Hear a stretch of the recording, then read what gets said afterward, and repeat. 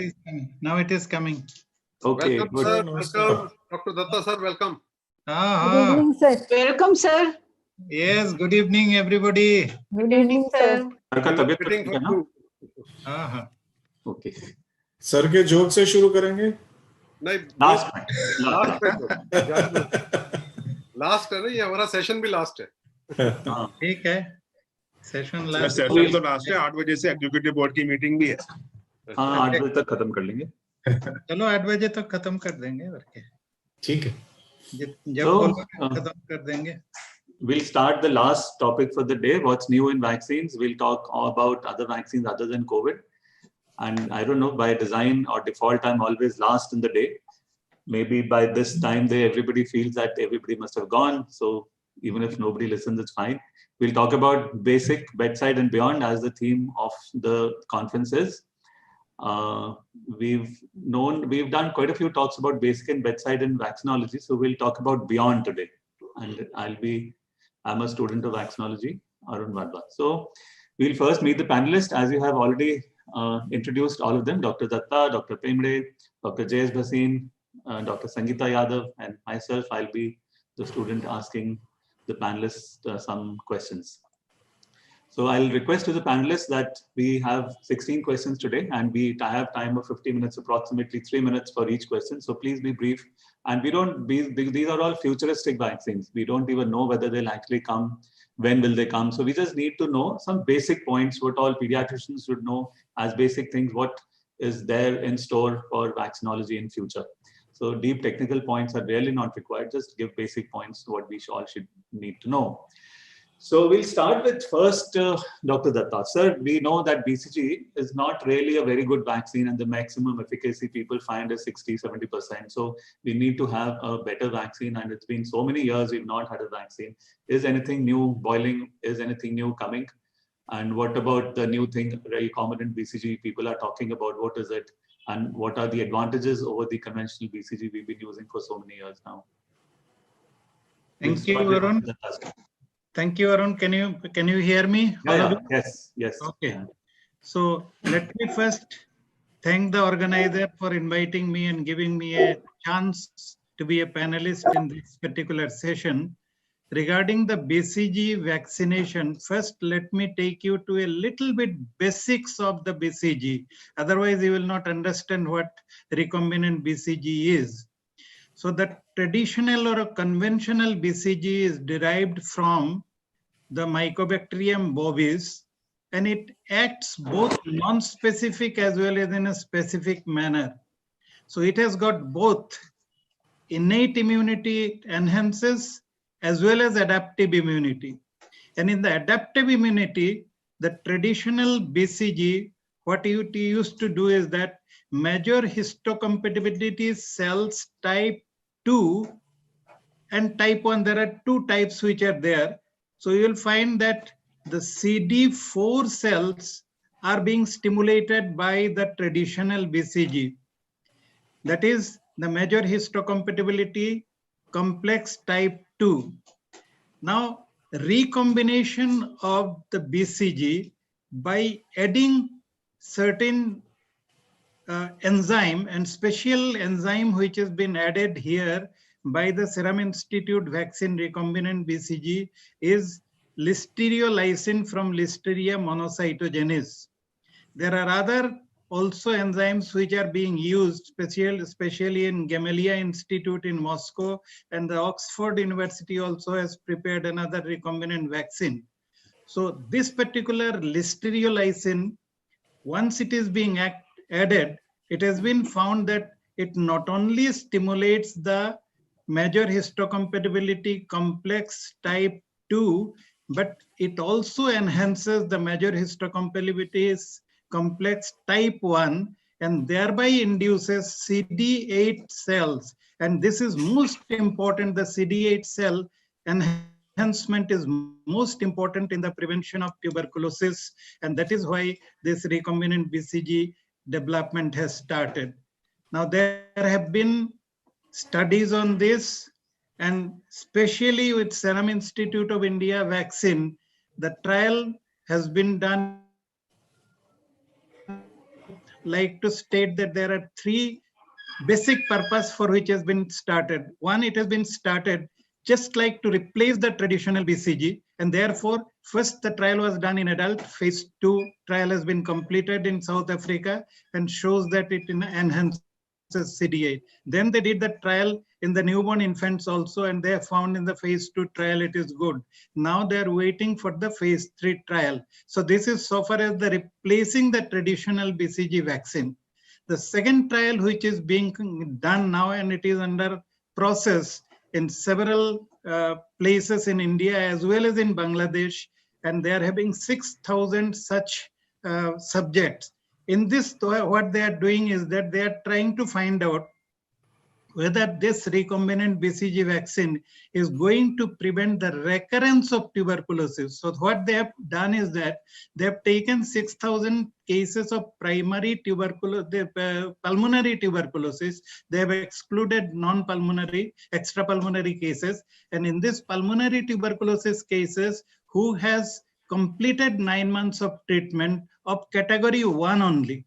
So after that, what they have done, they are following them up for a period of about 1 year right now, and then they will follow it further, whether there is recurrence of tuberculosis is occurring in those. So the second objective or hypothesis is that to prevent the recurrence of the tuberculosis, pulmonary tuberculosis.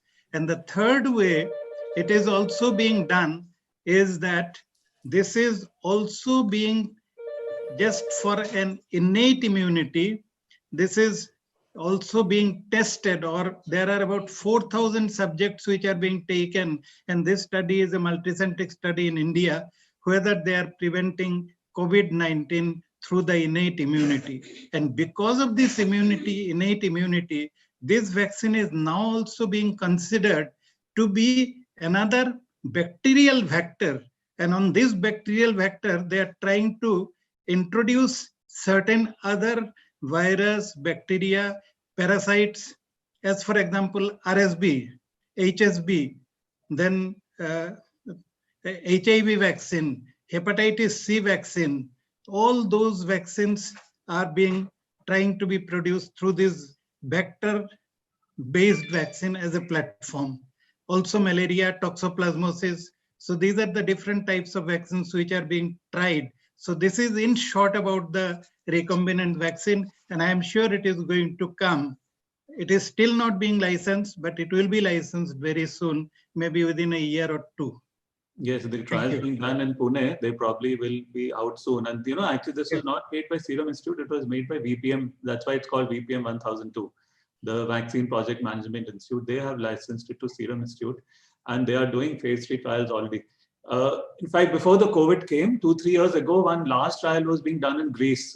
2,000 adults were there, and they were being done for enhancement of immunity for older people, more than 60 years of age. Yes. So this interest was already there. Now it's suddenly become very interesting.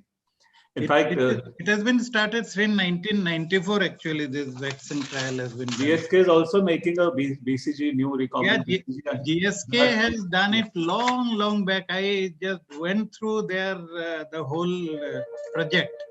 In fact, there's one intravenous BCG also which has been tried. They feel that as soon as the newborn is born, they give intravenous BCG. In fact, inhalation BCG is also being tried because it will protect the lungs. But most possibly it will be only this.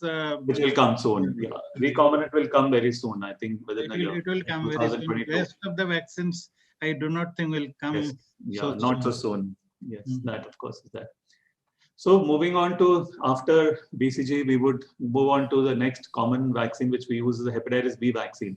And there are so many studies, not in children, but older people, adults. We've seen that the third dose of hepatitis B is usually missed, and they were thinking of making a vaccine which is 1 dose or 2 doses. So they have started, this vaccine is licensed in US, and they have started giving it to the older generation. It's licensed for more than 18 years. So we would ask Dr. Sangeeta, ma'am, what do you think about this vaccine? Just tell us about a little more detail about this new vaccine which has been licensed by the CDC.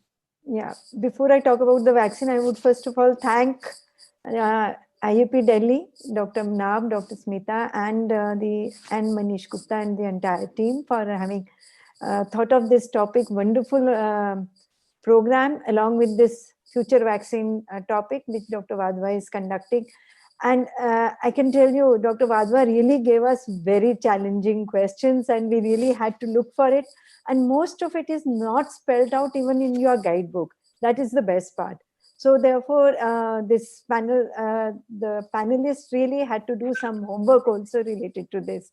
So I looked at it and as Dr. Wadhwa has said, that this new vaccine is actually adjuvanted vaccine, and that is why with the yeast-derived recombinant Hep B vaccine, which is called got a immunostimulatory adjuvant, which is very complex. Yeah. Cytidine, phosphate, guanosine, oligodeoxynucleotide motif or 1018 adjuvant. And actually this attaches to the toll-like receptor 9, which stimulates directly the immune response to hepatitis B antigen. And as he said, it is approved for more than 18 years, a 2-dose schedule. So the advantage of this is that it will improve the coverage, it will improve the protection, it will have a higher immune responses. When they compared it with the GSK3 dose, they found that definitely the seroconversion across all the age groups, especially amongst the elderly, had come up to around 90%, which otherwise would be around 70%. And they also found that in the hyporesponsive population and who do not adhere to the vaccine series, actually it will be more useful, especially amongst the males, the smokers, the obese. So that distinct advantage has been seen, and definitely logistically also it will become more feasible and economically also more feasible, because they found higher seroprotection rate amongst this population. However, the long-term antibody response and all is not yet available for this. So therefore, with this, and especially amongst the study was conducted amongst the type 2 diabetics, where they found definitely these chronic illnesses like CKD and diabetes, definitely this vaccine is superior and economically will become more feasible.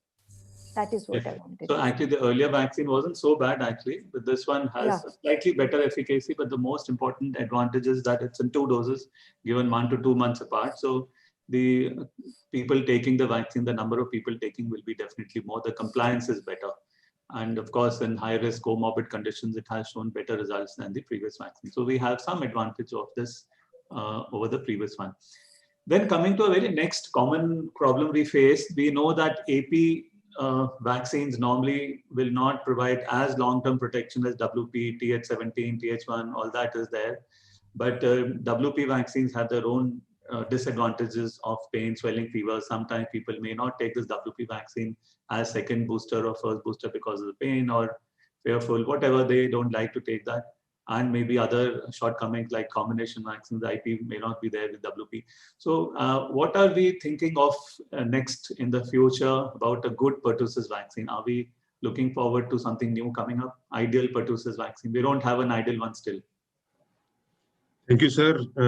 Thank you, organizers, for giving this opportunity, and thank you, Dr. Wadhwa, for giving really new topics to us, and we could find some new information from that.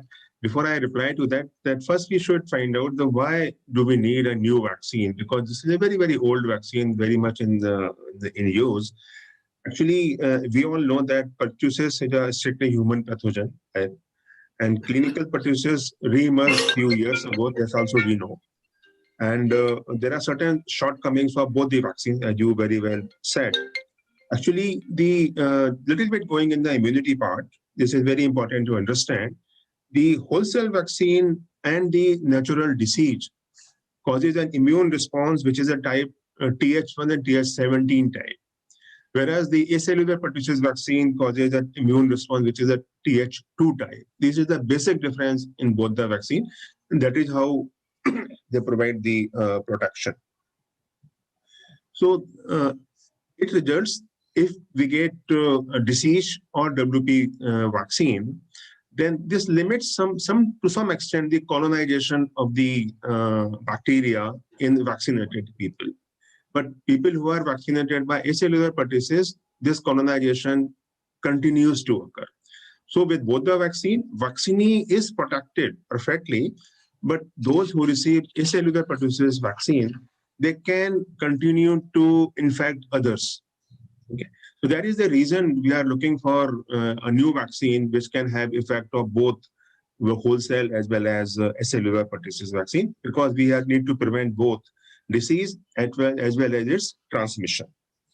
So what various things have been tried or being tried? We do not use wholesale pertussis vaccine because of its toxicity. That is the main reason for using acellular pertussis vaccine. The toxicity is mainly because of this lipopolysaccharide component of the cell wall. Okay. So people have tried to chemically extract, make it inactivated using some chemicals and reduce this lipopolysaccharide levels in the wholesale pertussis vaccine by 80%. So thus this will reduce the side effect or toxicity of the vaccine. So this new vaccine will be as good as acellular pertussis vaccine as far as side effects are concerned. Then probably we get benefit of wholesale vaccine. So this is a good news that which may come in some time.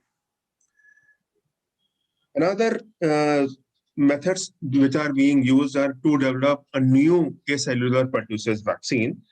So that one method is they are putting some new adjuvant, they are putting some new antigens in this acellular pertussis vaccine.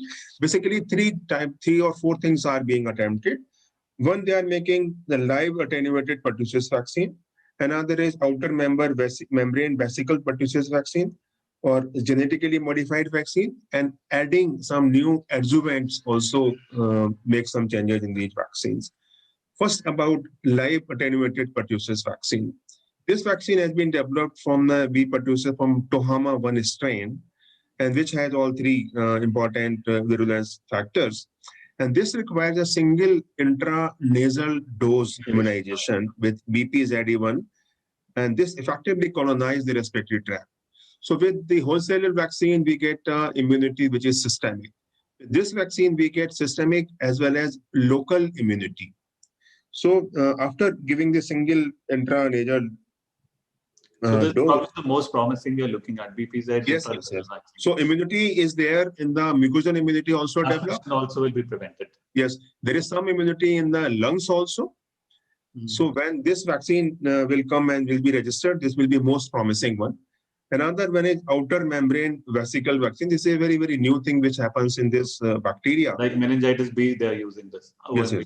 Outer membrane vesicles are spherical structures which are derived from the cellular envelope of the gram-negative bacteria. This also contains various antigens of this bacteria. So using that, vaccines are being made. And this vaccine will respond in a human person will respond for a mixed TH1, TH2, and TH17 response. So this has benefits of both acellular as well as wholesale vaccines. A human response will be like both the things.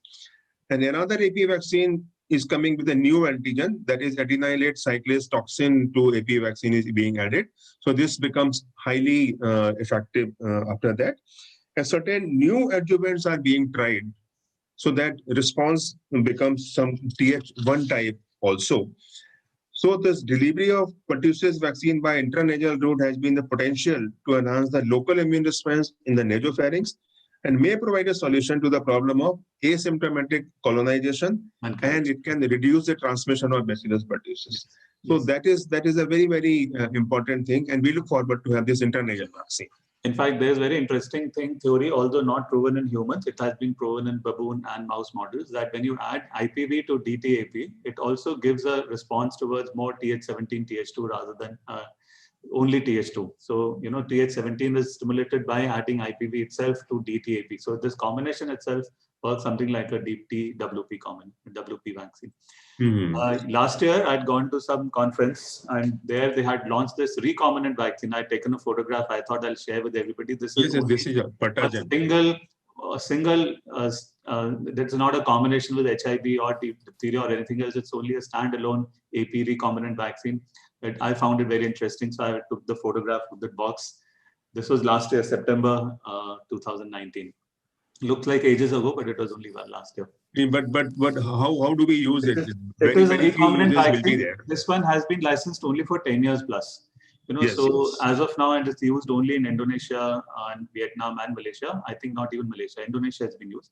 So I and just Thailand. wanted to know, Hmm. add on, what is the seroconversion rate? Because our whole issue was that our seroconversion rate with the existing pertussis vaccines were only 70%, and that too a lot of waning was there very fast. That's why we had to go for DPT at 5 years and then later on also. So I Oh. just wanted to know what is No, ma'am, the this one, seroconversion rate Madam, of these are long- under development, and Yeah. still some studies have to occur. Then only the license will be there. So at least I don't know the answer to this question. Then what the is the nasal seroconversion? vaccine is showing very good promise, and the seroconversion rates are more than 90%. Best is it gives you local immunity in the nose as well as And the long respiratory term. tract. And that is the one which probably will come soon, maybe 2-3 years down the line. Soon means there are, it is under phase 3 trial only now. And phase 3 has to be a large, it is the longest and the most expensive trial ever, all phase 3 trials. So we'll move on to the next vaccine, IPV. IPV, all know we have to give IPV to all children. It is the only 3-component vaccine. Oral polio does not have 3 components. We have to protect against 2. There's a shortage of IPV. We cannot make IPV in our country because IPV would need BSL-4 prevention facilities, which we are not able to provide. BSL-4 is base biosafety level 4 is the polio virus. So there is an option which is called the Sabin IPV. The other IPV which we have is a Salk IPV, and we have a Sabin IPV.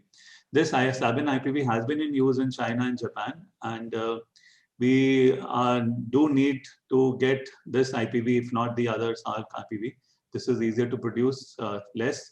So we'll talk about this IPV. I think Dr. Bhasin is left. He should tell us about this Sabin IPV. Dr. Bhasin, please. Yeah. Thank you, Dr. Arun. And thanks for putting me in the distinguished company of director professors. Since I'm not a professor, I will try to stick to my time and speak within 3 minutes allotted. Please, thank you. So you did part of my job by telling what exactly we are going to talk about. We all know that initially oral polio vaccine was used, but because of now after 2000, the vaccine derived polio virus cases are more than the wild virus cases. So the need to shift to the injectable polio. Sabin IPV is your SIPV, and the IPV which we have presently is known as the classical or the Salk IPV. So Salk and Sabin, they have been going off and on. Which this one they call CIPV, so that both of them not S. Yeah, so classical IPV is Sabin IPV, which is the inactivated. Now we have the Sabin inactivated vaccine, which is from the same strains where you have the oral Sabin vaccine. The problem with Salk vaccine was that you need, as you yourself mentioned, very strict laboratories and where you can manufacture. The cost of manufacturing is more, as well as the risk of the disease wild virus spreading in from these containment areas was very high. So the vaccine itself has been available right since 1980, but it has not been in use. In 2012, Japan was the first country where they developed this Sabin IPV along with different DPT antigens as a combination vaccines. But again, that was never used. In 2015, China had 2 vaccines which were licensed for use as a standalone Sabin vaccines. Of these, one vaccine has been approved by the WHO Expert Organizing Committee, and this will come out as the standalone first Sabin IPV. The problem with the Sabin IPV was that we had to conduct enough trials, which for the Salk vaccine were conducted in Vero cells. Now that was also a costly affair. So the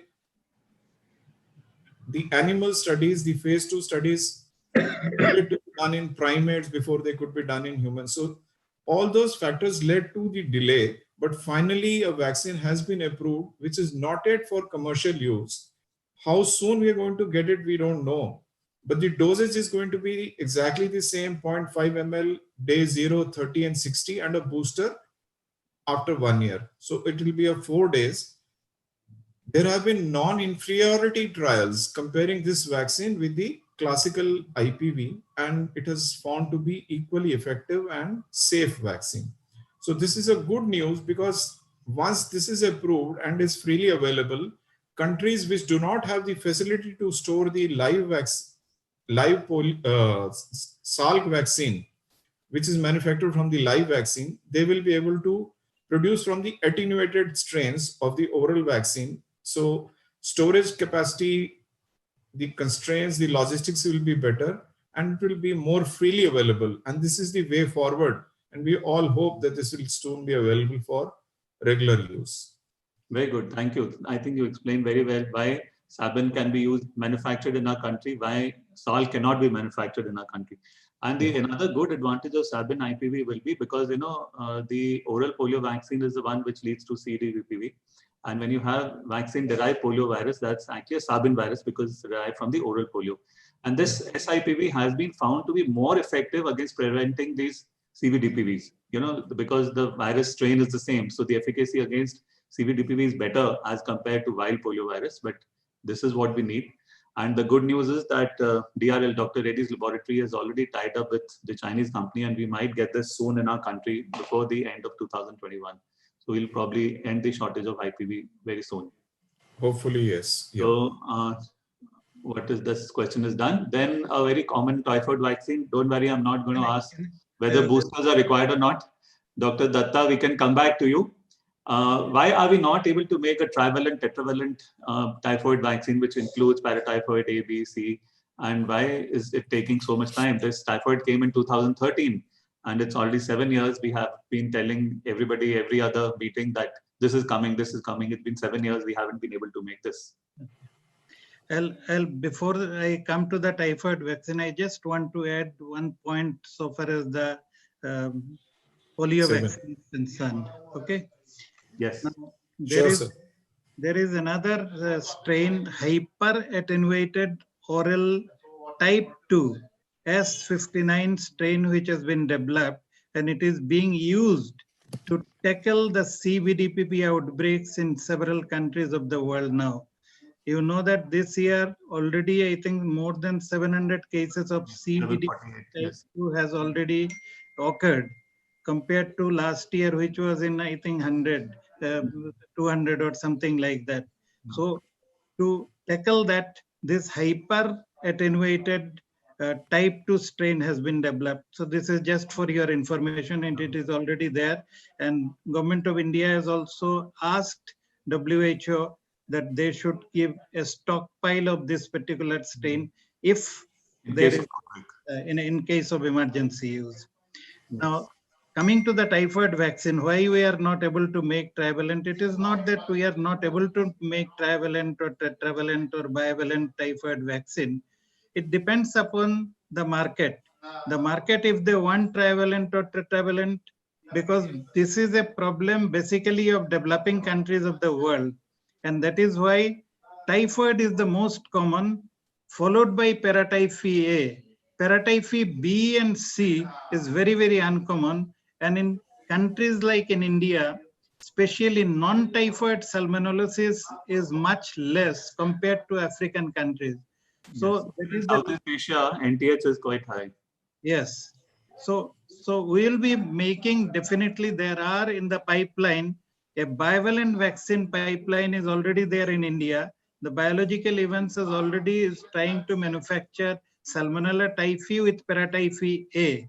And in the world, there are several other candidate vaccines which are there, which includes paratyphi A, B, Salmonella typhi, as well as Salmonella typhi, and plus non-typhoid 2 Salmonella enteritis, as well as Salmonella typhimurium. So these are in the process, in the pipeline. In fact, not only this trivalent, as well as they are trying to make a further oral, more modified and more potent oral typhoid vaccine, which is also in the pipeline. So we do not know when it will come, but these are in the process. There's another point also, sir, that paratyphoid A does not have the VI antigen.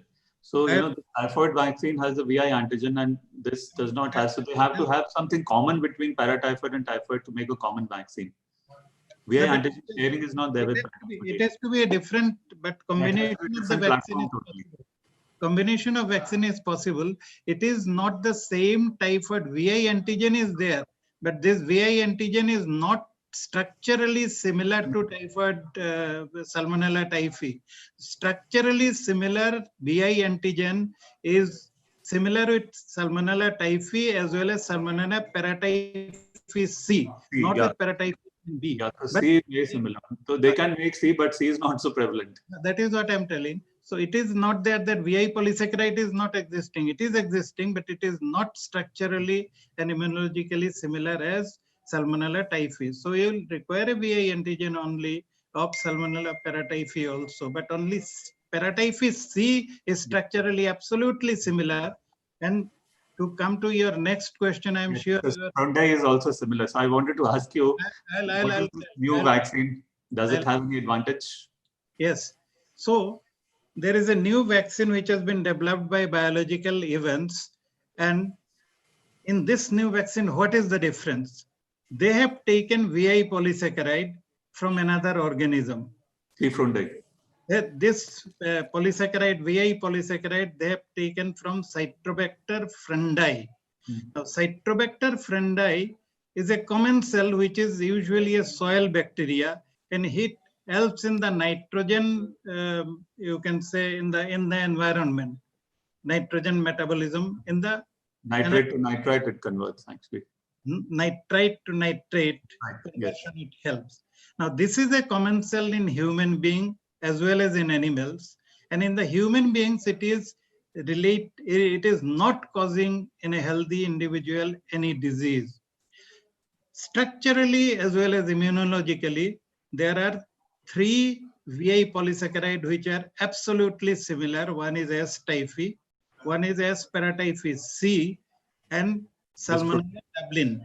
So these, as well as Citrobacter frundi. So just tell us please if there are any advantages of this. I'm just going to tell. Because we have a talk on Fronti 2 days from now.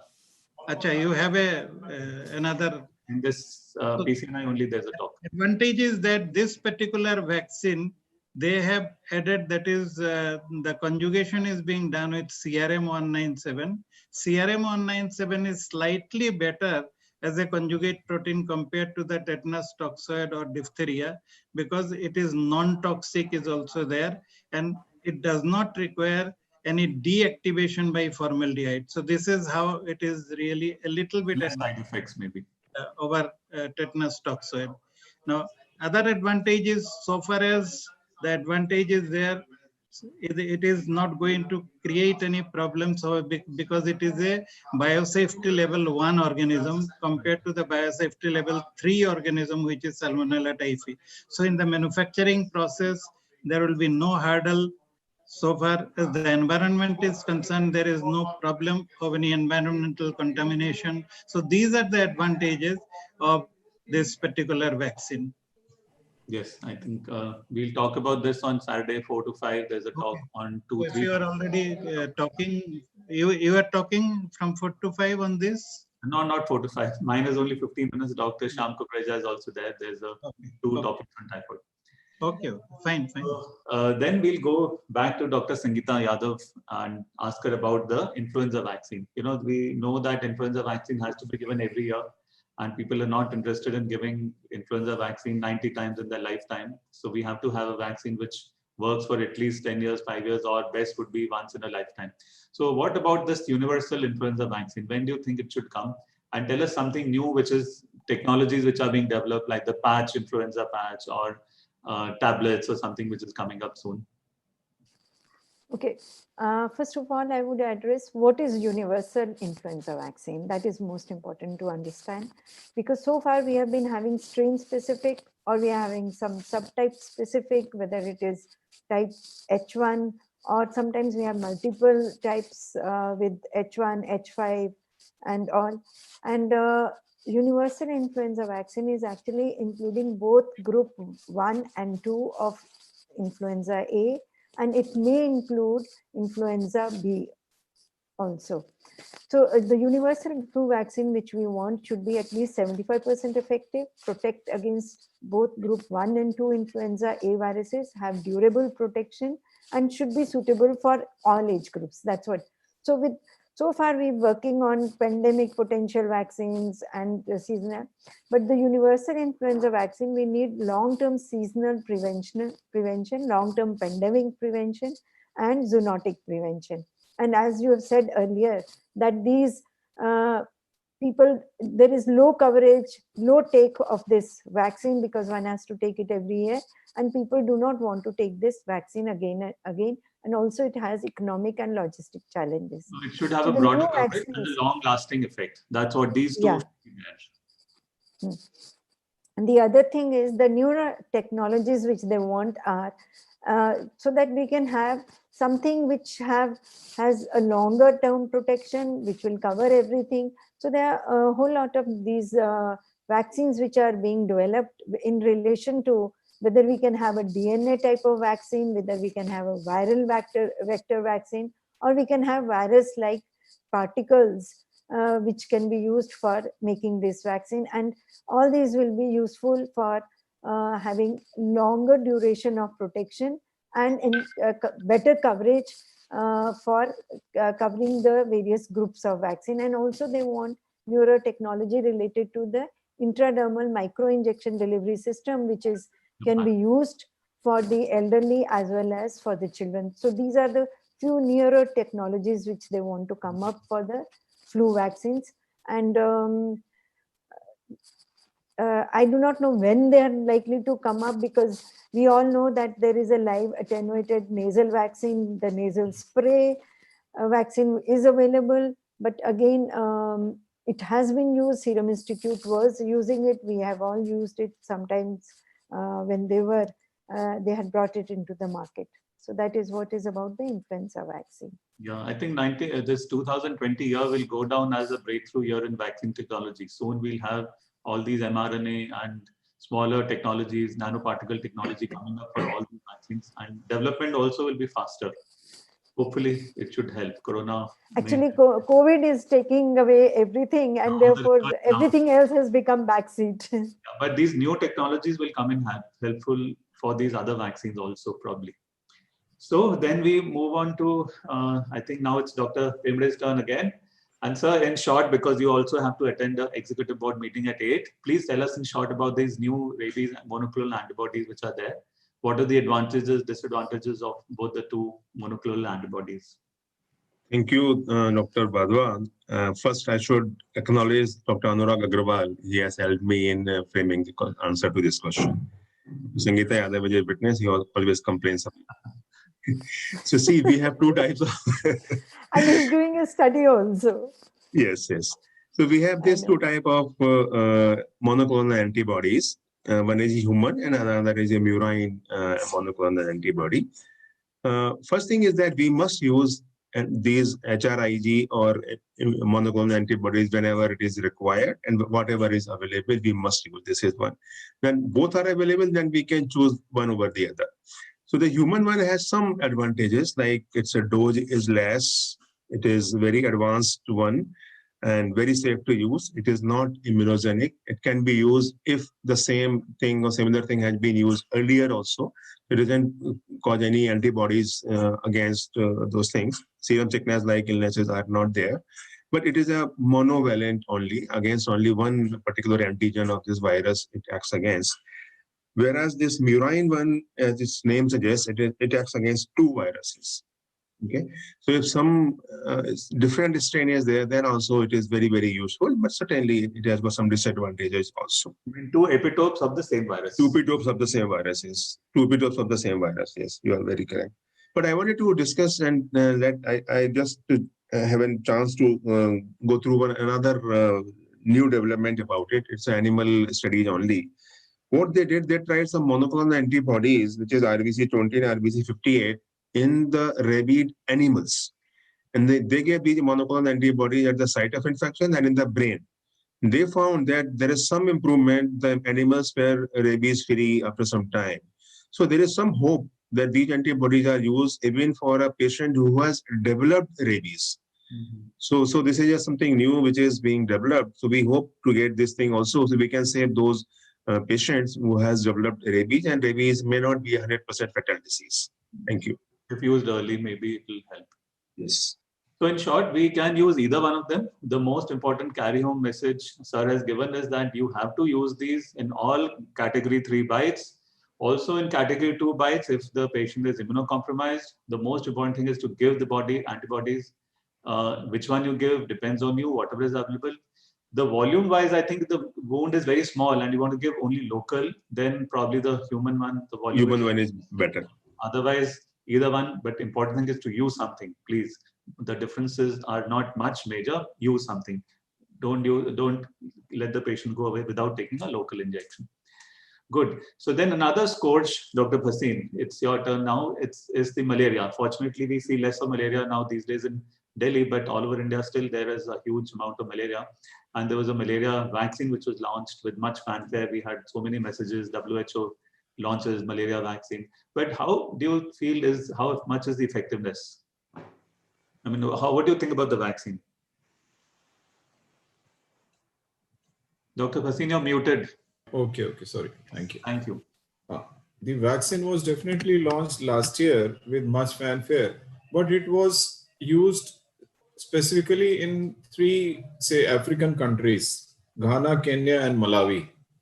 And the results which they received there, this vaccine was the RTS malaria vaccine, also known as the Mosquirix. Yes, as the Rix word says, it's GSK vaccine. Yeah, so Mosquirix, it is a GSK vaccine. And it was, initially there was a lot of hype about it, but if you see in detail, this vaccine is to be given it was supposed to cause less clinical malaria, less severe malaria, 30% less, anemia almost 60% less, fewer cases of those affected needing blood transfusions. So severe malaria was definitely less. But when they analyzed in detail, what they found was the age group which is most vulnerable was the one which had the equivocal results. When this vaccine was given to children less than 1 year, the effectiveness was not that much. Children of the age group more than 17 months, they had the best results. So this particular vaccine is acting at the sporocyte part of the cycle of the malaria before it enters the hepatocytes. Then you have in the malarial cycle, you have your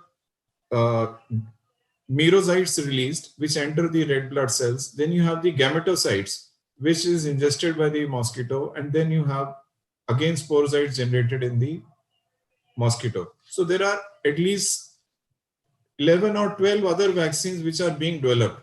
This was licensed, but the effectiveness is very limited. And in the age group which is most vulnerable, it was not found to provide enough protection. So if you are trying to look at the population more than 2 years, it will provide about, say, 50 to 60% protection. But as in most of the pediatrics, when you are talking about hepatitis or typhoid, preventive measures are always more economical rather than going for such expensive vaccine programs with doubtful, say, efficacy. So I don't think we can expect it soon in our country. We would rather have a dengue vaccine, which is, I think, more likely We'll come to provide us more relief. Yes. No, I think this is not the actual vaccine, malaria vaccine we were all waiting for. The efficacy is not beyond 50-60% and wanes off also very fast. Within a year, the vaccine efficacy goes off. You need 4 doses. Below 3-4 months of age. So there are lots of issues here. Within a year, you need a booster. How many boosters can you keep giving every year? So this is not the vaccine we are waiting, but actually, okay, there's something there which for countries African countries where it's absolutely rampant, something can be done, but we need a better vaccine than this. And so they felt that this was too premature to announce the hype around it because it was in a very limited area and the effectiveness in a highly endemic area. So plus they found that the incidence of meningitis among those who had been vaccinated was almost 10 times higher than those who were not vaccinated. So that is another serious problem. So I don't think this vaccine is going to come anywhere soon, or we'll have. From the learnings of this this launch, probably we'll learn more and get a better vaccine soon. Yeah. Okay, then before we go on to dengue vaccine, we'll go back to Dr. Datta. You know, actually, I purposely going by rotation, everybody gets rest in between. So I wanted to know about this rotavirus vaccine, because rotavirus vaccine, as you know, in developing countries, it's the efficacy is only around 54, 56%. Whatever it's made in India, made abroad. The broad vaccines, which in Western world gave 90% plus, here again, they dropped down to 56, 58%. So we need to develop some other vaccine which is better. And you know, after polio, injectable polio came and we found it was better. So we always started thinking rotavirus also can be made from oral to injectable.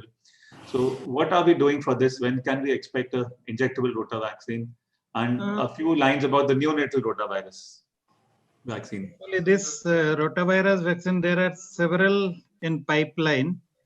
One such vaccine, which is a non-replicating parenteral rotavirus vaccine, which is developed by PATH in collaboration with SK Laboratories, which are the business partner or commercial partner in South Korea. So they have developed this particular vaccine with a P8 strain, and then there are they have developed another trivalent strain with P4, P6 and P8 strains.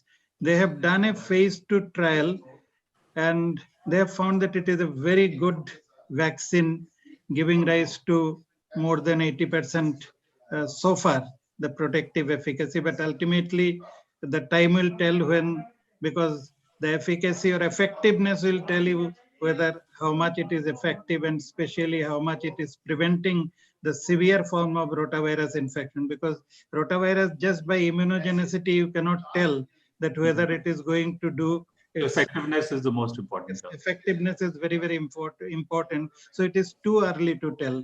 The neonatal. It's already been licensed in Indonesia, isn't it? I read somewhere that. No, it is still not being licensed. Biopharma, Indonesia, I read somewhere. Let's see. Okay. It is still not licensed so far. This is what is I got through. But there is a Serum Institute of India is also developing one such vaccine, but with the help of CDC. But this vaccine, they have undergone only the animal studies. Even they have not started the human. So they are yet to start this study, and I am sure this vaccine will take some more time to come into the market. This is what studies means another 3-4 years minimum. Yes, at least 3-4 years will require, and it is actually they are trying to mix it with pentavalent vaccine also, with hexavalent vaccine also, and different combination, permutation and combination. They are trying to make it so that it is being given at 6 weeks, 10 weeks, and 14 weeks, or 6 months along with that. And another neonatal then? Neonatal rotavirus vaccine. Neonatal rotavirus vaccine is a good vaccine. There is already it is there in oral neonatal rotavirus vaccine, which is already being produced by our Bharat Biotech, and it is as good as any other vaccine. So the new one is given rotavirus vaccine. Yes. Okay, good. So thank you, sir. Then I thought, we'll go back to dengue again, like Dr. Bhasin was saying. We'll ask Dr. Sangeeta Yadav about this. The dengue vaccine has been around for some time. It's been licensed in 6 countries across the world. Our patients also keep asking, sir, when are we giving this dengue vaccine? This year nobody asked, but till last year everybody was asking. So why not in India? And there's some problem. If there is some problem, can we have another better vaccine soon? Yeah.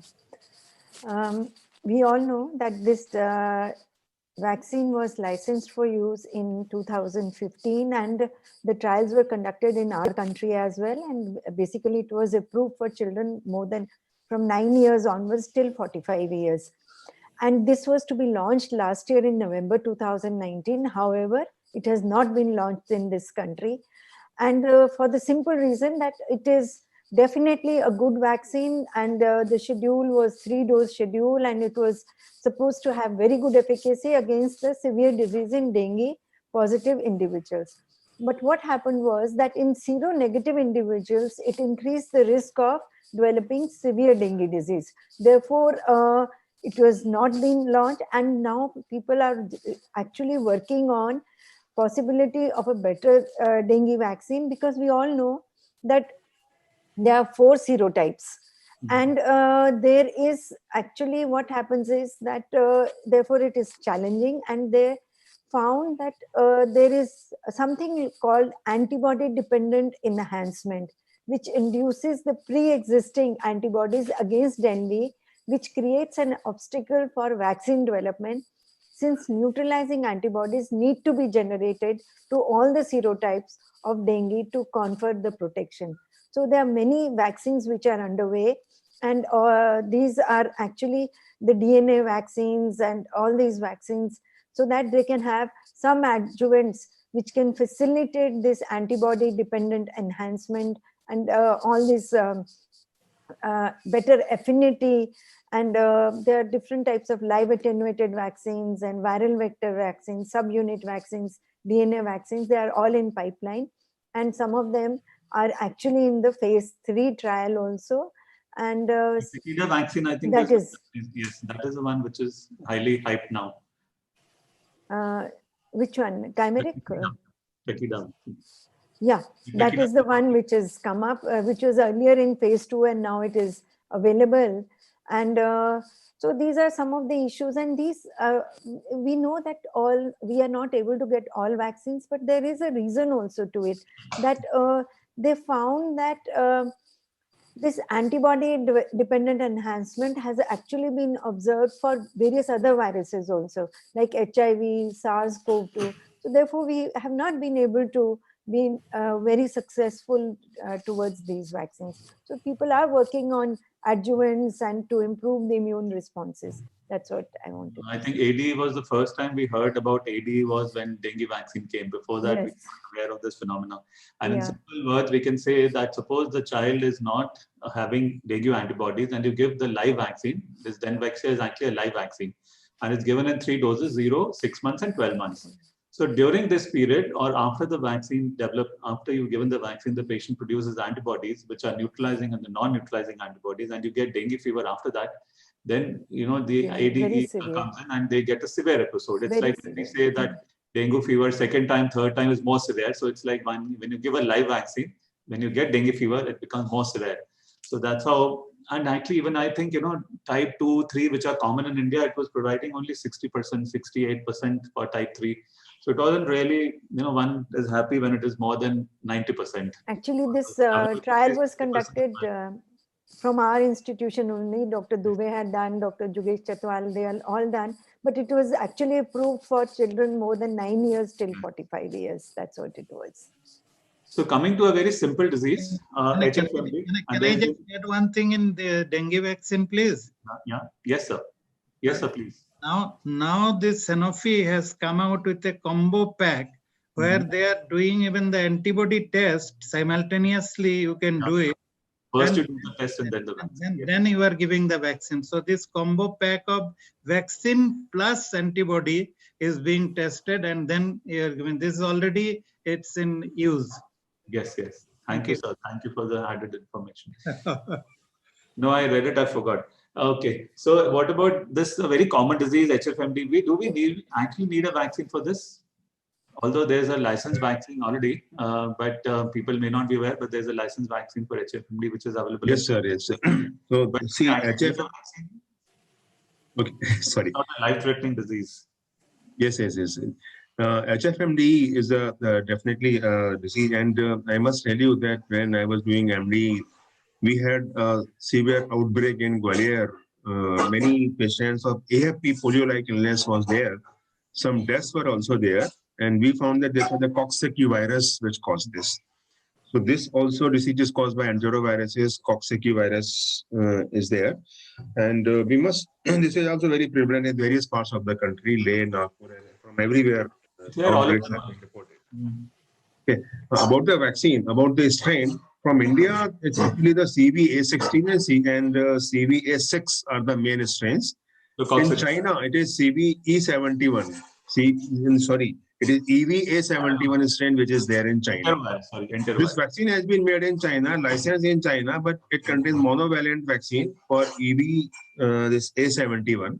But we do not have this strain in our country. We need a vaccine which contains this CVA16 and CVA6. And this trivalent vaccine is under development. And whenever this vaccine comes to is licensed, maybe we can have this vaccine which may be effective against this disease in India.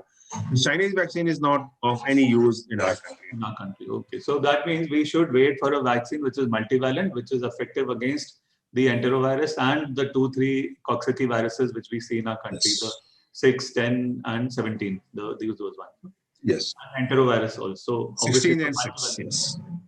So in short, we should remember that we should wait for a multivalent vaccine which is effective against entero and Coxsackie both. Definitely. Then another vaccine which is already licensed and it has been licensed by WHO is the hepatitis C vaccine, which most of us may not be aware. So please tell us more about this, Dr. Bhasin. It's your turn now. Hansi. Thanks again, Dr. Arun. Hepatitis E vaccine has been manufactured and licensed for use in China. Actually, there are two types of vaccines. Since hepatitis E is another virus which is spread through the fecal-oral route.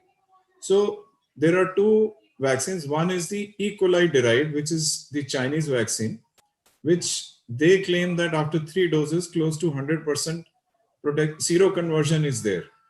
The other vaccine is the baculovirus derived, which is the, I think, Belgian vaccine, SmithKline probably. That is also in market, but there are efficacy as well as safety concerns about both the vaccines. So what WHO recommends is it can be used in specific areas, targeted use, but not for routine use in any national immunization programs. And even in the Chinese vaccine, the E. coli derived vaccine, which is known as the Hecolin Innovax, it is to be used basically in 16 to 65 years. So most of the children, you are not going to vaccinate. And then there are safety concerns about vaccinating those who are more than 65 years, those who are pregnant. On one hand, they say pregnancy is a high risk. On the other hand, pregnant women are more prone to the adverse effects. So Pregnancy is worst in pregnancy. Yeah, so use in a specific endemic area where there is a likelihood of an epidemic or something, that is only where it can be used. We don't expect this vaccine to be available as a part of a national program, or maybe it will be available for routine use through the private sources. But again, as I am saying, most of the vaccines which we are talking about, which are for waterborne diseases, if our country can invest on safe water supply, we don't need these vaccines as in the developed countries. And our country has demonstrated during this COVID epidemic that we can shut down the country for 3.5 months, more than the developed world, suffer 26.5% GDP loss. We have the capacity to do that, but we cannot supply safe water. If that is the priority with the government, you don't need all these vaccines and all this much investment. Very well said, sir. So that means hepatitis A, E, typhoid, paratyphoid can all stop being given. Yeah, you don't need really these vaccines like developed countries. And in the hepatitis E also, there's the same problem. It's in 4 types, 1, 2, 3, 4, and 4 is what is prevalent in China, 1 is prevalent in Europe, 2 is in Africa. So you have to have a multivalent vaccine before it can be made as a universal hepatitis E vaccine. And best would be if we can have a combination of A and E. That will come even later. So long way to go still. Long way to go. Yes, so I think this is the last round. Dr. Datta sir, your turn. Tell us about the RSV vaccine. This is one of the vaccines which we might see very soon. And if COVID hadn't come, probably would have seen in 2022 only the RSV vaccine would have come. And what are something about this? When do you think it is expected? It's given to pregnant ladies before turn. So it's not basically a pediatric vaccine. It's given to mothers, expectant mothers. Dr. Datta sir, it's your turn. Mute पे है sir. sorry, mute पे था। हाँ जी sir. So, RSV, respiratory syncytial virus, is a very important disease. It is not only, please remember that in infancy it causes bronchiolitis, but in older patients, older individuals, especially between 60 to 80 years, it causes havoc again. And there are about 3 million cases of RSV which occurs every year. And in USA itself, it has been recorded that 1,77,000 cases of RSV occurs, and there are about 17,000 deaths every year occurring in USA itself. In US company itself, Novavax was the first one to start developing this particular vaccine. And in 2016, a phase 3 trial was done with Novavax RSV vaccine. It is a subunit vaccine. And this particular vaccine trial which was done, it found that in older individuals 60 to 80, only 30% efficacy, and there was a lot of setback is there. Two other companies, that is GSK as well as Sanofi, both are in the process of manufacturing, and both are in advanced levels phase 2 studies which are going on. So far as the GSK vaccine is concerned, they are doing a subunit vaccine pre-fusion protein, or known as PF protein. With that, they are trying to find out this particular vaccine, and they have done a trial and doing trial on pregnancy as well as older 60 to 80 years. So this is what is the GSK vaccine is doing. Now coming to the other vaccine, that is which is Sanofi Pasteur vaccine. They have two types of vaccine. One is the subunit vaccine, which is again containing the fusion protein, glycoprotein, and matrix protein. That is F protein, G protein, M protein. These are the three proteins as a subunit vaccine they are manufacturing. They are using it at two adult types of vaccine. That is, one is for pregnant. Giving pregnancy, it will ultimately, idea is that in the first few months, the baby should be protected. And older individuals, 60 to 80 years, again, the risk of RSV can cause death, pneumonia, and that is why it has to be given. And all immunocompromised, it is very, very important. And Sanofi is again doing another live intranasal vaccine. They are developing live intranasal vaccine for children. And they will be giving, already the phase 2 study has been completed. They have given from 6 months till 18 months of age, and the result is very, very encouraging. Now phase 3 trial is going to take place in maybe another 2 years time. It will take minimum 2 years time for this vaccine to come back. And Novavax is again restarting their whole vaccine, which after that fallout or setback which had occurred in their phase 3 trial, again, they have been asked that you restart the right from phase 1, phase 2, phase 3 with a new preparation. So this is what is the state of RSV vaccine at this time. There has been another trial which has been done in adults by the Sanofi one. That is, they have done along with the influenza vaccine, because usually the RSV and influenza, the season is almost the same.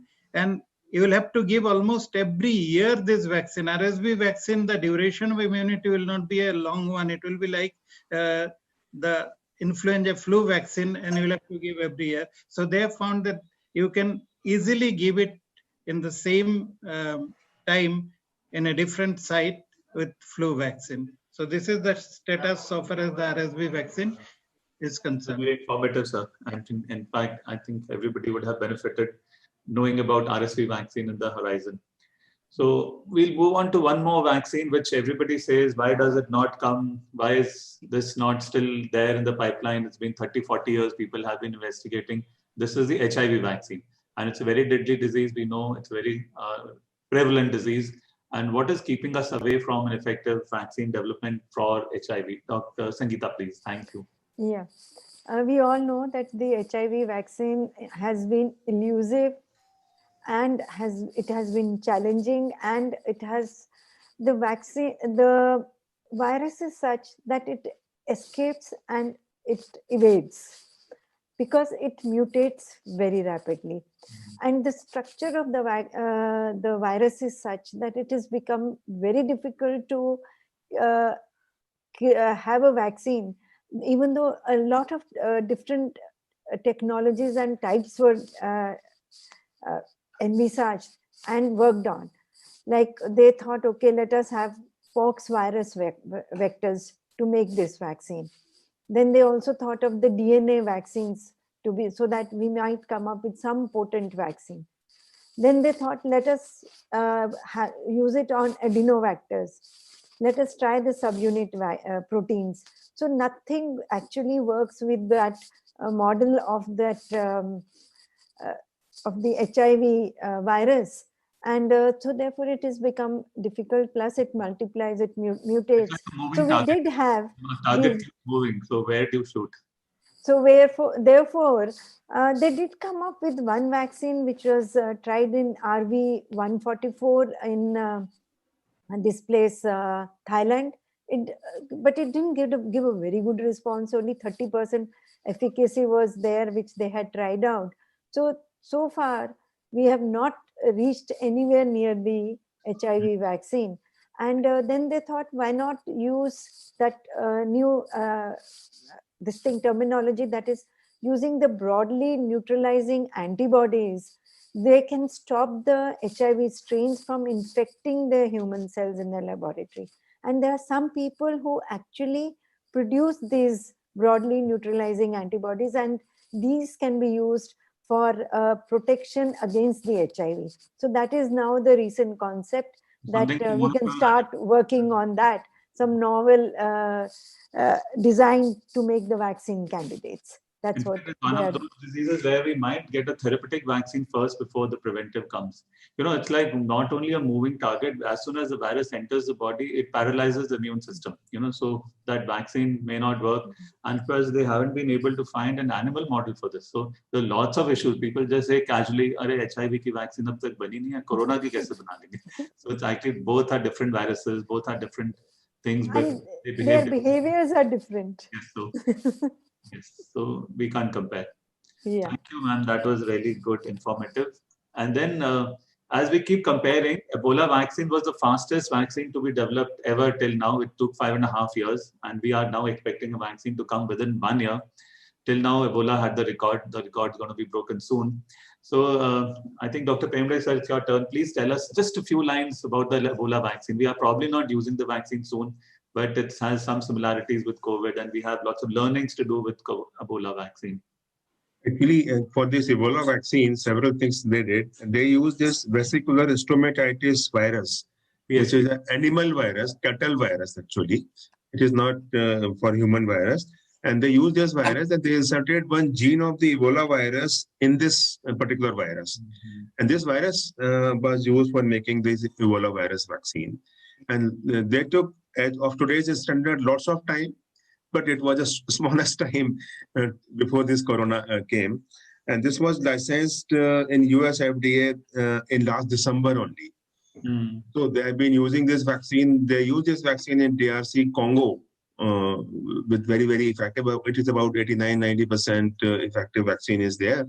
So, but there is, for us, the only learning thing is that several things which they use for development of Ebola vaccine, actually this time taken for the licensure of the vaccine is equal to the time taken for making the vaccine, as well as then doing trials and then doing regulatory permissions. That takes lots of time. And the usual time, this runs one after the other. But for corona and for Ebola also, they did parallel things together. And in coronavirus, we have seen that how much political, I would say, activism is there every country and everywhere around the world. And we also witnessed, Dr. Datta is our ethics committee chairman. We also did some trial for diagnostic trial for some Israel products. And we could also give approval for ethics committee in 5 days, which is a record. So everywhere things are happening like this. People are shortening duration of the various processes That is how this Pfizer vaccine for COVID has come in 10 months only. So that is the result of the various people who are working together for those things. Yes, the same technology like inserting one virus into another virus genome Yes. and then giving, like what we've done for adenovirus, chimpanzee adenovirus, human adenovirus. Yes, yes. The problem with Ebola was that the disease was limited to a small place, and it died off before all the studies could be conducted. And the advantage, so to say, advantage in COVID is that it's there all over the world. You can do a trial anywhere, wherever. There's so many patients across. And so But- they did something like a ring trial. Ring trial means only one patient is affected. All the contacts were given the vaccine because others sitting here in India, we take the vaccine, it doesn't help in the trial. So only the ring circle was vaccinated. Each contact was given the vaccine, and that's how they studied. And it was really good, marvelous piece of work because they could license it within 5 years. And now with those learnings, we've done it in 1 year. See, Dr. Badwa, this is a risk which companies have to take for pandemic vaccines. When the pandemic subsides, it is no longer there, all the investment goes in vain. So that is the reason we find that this year for the coronavirus, lots of government support is there around the world. Yes. That is why it has been developed very fast. So in the initial beginning, I said we'll discuss all the vaccines B to Z. So B, C, G we had started, and now we reach the Z of today's discussion. Z is the zoster vaccine, and I think we've done fortunately in a good time. So Dr. Bhasin, it's your turn. Tell us why the zoster vaccine. Just 1 second, there is a phone ring. Phone laser, please. Sorry. Why the zoster vaccine was withdrawn. Yeah, sorry. We are looking forward to some other vaccine. No problem. Thank you. Arun, like you, I'll be winding up. So I'll be taking the last vaccine for today. And zoster vaccine was something which was already available. The virus for the vaccine was available. We know zoster is caused by the same varicella zoster virus which causes chickenpox. So in 2010, I think the vaccine was licensed, was manufactured, and 2014 it was licensed for use.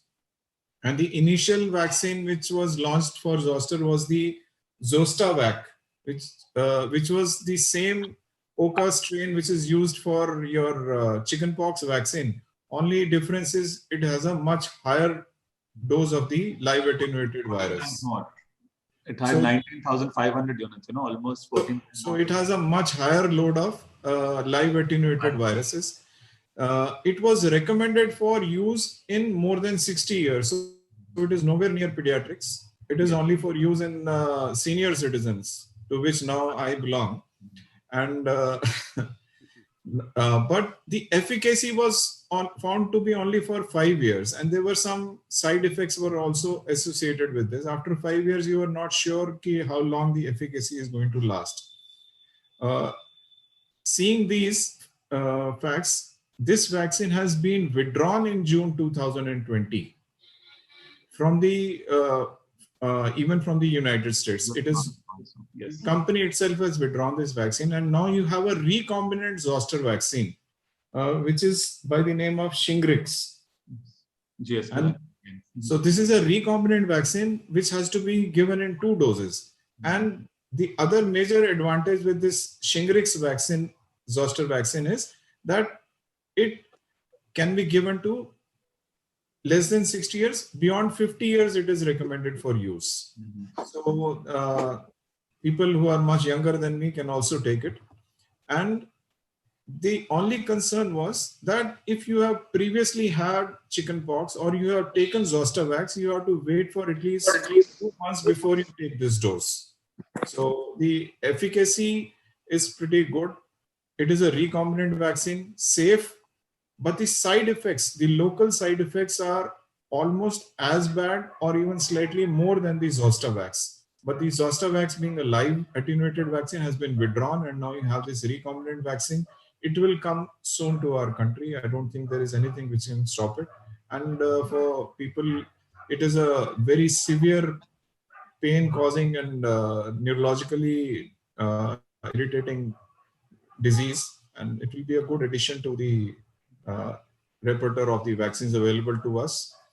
And I think you want to add something, or this is Maybe all? Zostavac will also come back with a better version, because that drawback, like you said, 5 years was not worth it. If you see the post-herpetic neuralgia, everything is more when you're 70, 80 years of age. Yeah. And the vaccine, if you give at 60 years, by 65, 67, your effect is gone. Repeat dose. Yeah. There's no point, and there was no second dose recommended. So I think it was good that it was withdrawn. So that is what we learned with time. And this one, the efficacy is also better. That was only 68%, 69% when you give at 60 years. 70 Recombinant years. vaccines are an excellent way of manufacturing 80 years became safer vaccines. This one is 90% plus. So hopefully we should get this vaccine soon, and you and me can hope for a vaccine, kill vaccine, although we'll have to have 2 doses, but I think it will be worth it. 2 doses at a minimum interval of 2 months. 2 months, And, yeah. I think I should begin by thanking you and Dr. Arun. Really thank you for motivating me to study. You deflated my ego and punctured my self-esteem when you said you took just 1 hour to frame the questions, because it took me more than 2 hours to download the data and more than another 10 hours to read everything. This is the case for everyone, I think. Greatest fool can ask difficult questions, which the wisest cannot Try answer. to present only the relevant factors, what as a practitioner I would remember, rather than going into, like our professors, into the details of the conjugates and the strains. No, that's why I said in the beginning, let's talk about only practical things which we all should know. As pediatricians, we must know this, because people keep asking us, and people think that pediatricians are the one who deal with vaccines. We should know everything. And one more thing is there, that one always has to have some justification and some explanation to whatever we are using and doing. So that little science is also required to our practical certainly. Understanding. Yes. Yeah. Thank you very much. Thank you all the panelists. Thank you. Panelists, all friends, colleagues, and Delhi Organizers. Thank you. Doctor. Thank you To all very the much. panelists. Sir तमाम आपका joke रह गया sir, सुना दो. We'll मैं आपके इसीलिए बैठा हूँ सर.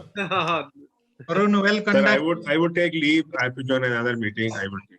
I जो think- हम आपको आपको भेज सुना देंगे, आपको बाद में सुना देंगे, हमें तो सुन लेने दो. हमने सुने डॉक्टर सर हाथ जोड़ के विनती. अभी इस पे जोक सुनाने में कोई मजा नहीं है, समझे? सर सुनाई दे रहा है सर, दिखाई भी दे रहा है एक्सप्रेशन. वाकई सर, इसमें अटेंड करने में भी कोई मजा नहीं है. बहुत ही ये जो है, ये तो नाम की सर काबिलियत है कि सारा साल ये लगा रहा है. मैं कहता हूँ इसके तो कुर्सी के पीछे बैठ बैठ के खड़ा हो गया होगा कुर्सी पे, जितना इसने अटेंड किए हैं. ये कमरा मैंने दे दिया वो इसी पर्पस के लिए सारा साल. मेरा सारा पूरा स्टॉक तुम लोगों ने सुना हुआ है भैया. इतना हिम्मत है सर इसकी, नाब की और स्मिता की. वो तो बेचारी अस्पताल पहुंच गई कोविड से. ये घूम के आ चुका है. नहीं, आप तो पूछ के आ भी चुका है. चलो अच्छा है सर. एक सुना देता हूँ, पुराना वाला ही है. पुराना सुना दो सर, हम कौन से नए हैं. पुराना ही सुना हुआ है. बहुत बहुत पुराने हो गए अब तो. हाँ. सर कुछ लोग नए भी हैं. हाँ जी. Very right, Nirupama. Okay. Nirupama is नया, समझ, सुन लो. सर तो there were 4 friends were there. इस तरह से कॉन्फ्रेंस हो रहा था, and all 4 friends had gone and physical conference, not like virtual conference. Physical conference, real conference, physical conference पे, और मस्ती करने के लिए जाते हैं, थोड़ा बहुत पढ़ाई उड़ाई कर लेते हैं. अभी जैसे हम लोग कर लिए है, रात का टाइम फ्री रखते हैं भैया मजाक करने के लिए. तो रात का टाइम पे all 4 friends, they were classmates together.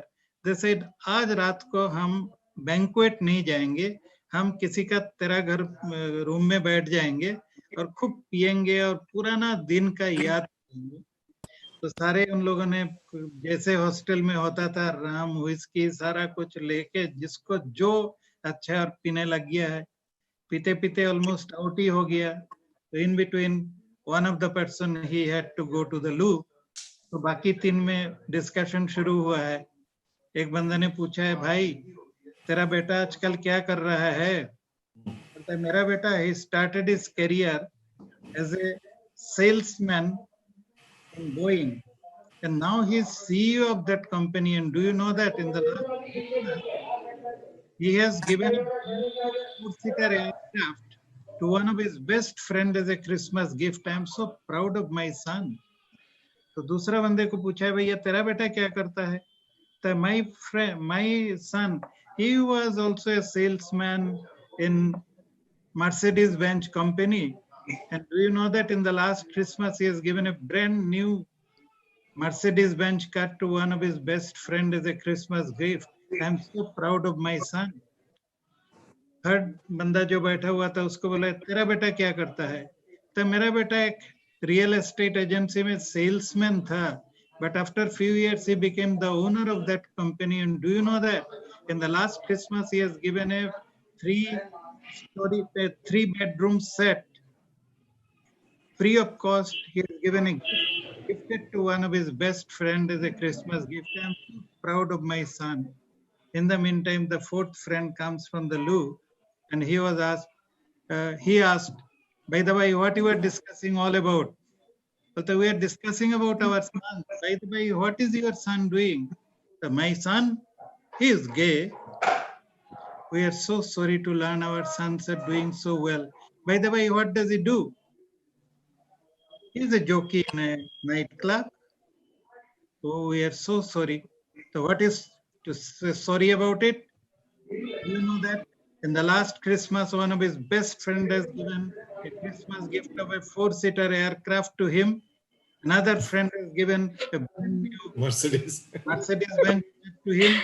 Another friend has given a 3-bedroom flat. I'm so proud of my son. ये रिसेंट वाला है सर, ये रिसेंट वाला ही है. नहीं सर ने मॉडिफाई करा है, रिसाइकल किया है, मॉडिफाई करा है to make it more apt. नहीं.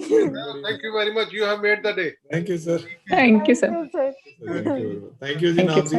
Thank you. Okay, ji, Dr. Thank you, Kukreza ji. everybody. Thank you, ji. We had a wonderful Thank second you day. all. So Thank we'll you. meet at 8:30 in the morning. Yes. ठीक है, sir. Arun Badua has conducted it very well. Very well. हाँ, और बहुत पढ़ाई करी, 1 घंटे में नहीं किया तूने ये.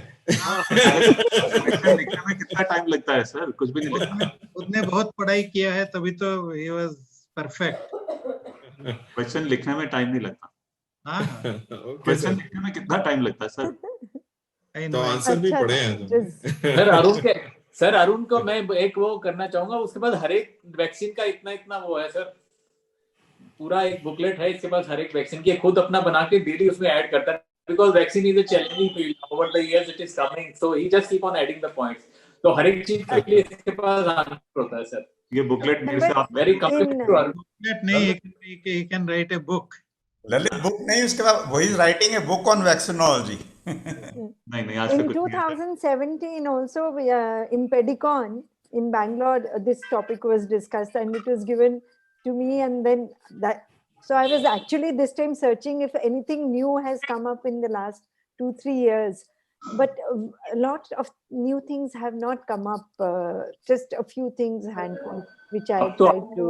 अब तो next year तक तो because of corona so many developments will come in other vaccines also. Arun ठीक कह रहा हूँ मैं? इजाजत है sir. Good night, everybody. Good night. Okay, good night. Thank Good you. night, everyone. Bye bye. Good night. Bye. Bye. Thank you. Thank you, Dr. Kukreza. Namaskar. Sangeeta madam.